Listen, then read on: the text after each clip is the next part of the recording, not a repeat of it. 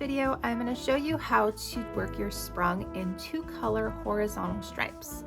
So as you can see, I already have my warp set up, and I have every other thread is a different color. And there are 2 ways to set up your warp in this manner. One is that you can tie both of your colors onto the bottom dowel and warp them up side by side together, and then also make sure you end on the bottom dowel together. The other way to do this would be to warp up one color first and then add the second color, which is what I like to do. So I warped up by adding first the yellow, and I just did a regular circular all the way around both dowels kind of warp. And then I came back with the blue and I tied the blue on to the left of the yellow here. And then I come up to the left of the yellow on top. And then I come down and came in between the first and second yellow, up through the first and second yellow on the top. And then I come down and I come between the second and third yellow, and so on and so forth. If you want your horizontal stripes to go all the way to either side of the warp, you don't want any solid color on either side, then it's very important to make sure that you have the same number of wraps with both your colors. So make sure you count your loops up here at the top. It's easier to count at the top dowel than at the bottom, and just make sure that both colors have the same number of loops over the top. There's one more thing we need to do before we can work our horizontal stripes. If we were to just work this warp the way it is, we would end up with kind of crookedy slants that go at a diagonal, which is not what we want. We want horizontal stripes. So we need to do a little bit of a setup here. And the way we're going to do this is we're going to bring all of one color to the front and push the other color to the back.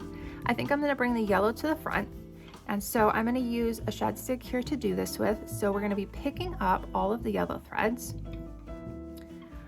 So we're going to pick up, we're just going to go ahead and put that first yellow thread on our shed stick, and we're going to go down and we're going to grab the back yellow thread as well and put that on our shed stick.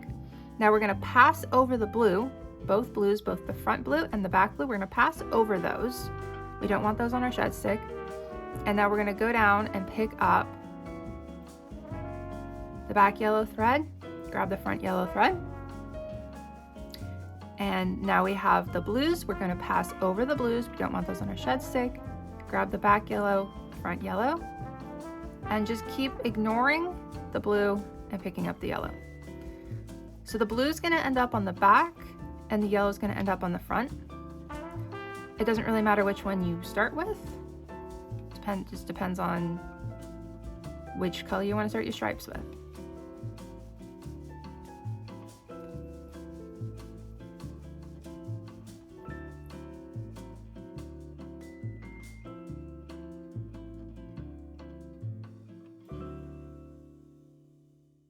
So at this point, there's nothing else special that needs to be done.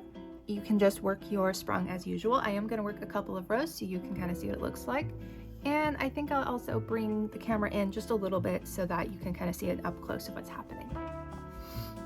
Remember that even though these are coming from the back, they're going to be considered front threads. So we're going to start by picking a back thread, dropping a front thread, picking a back, dropping a front.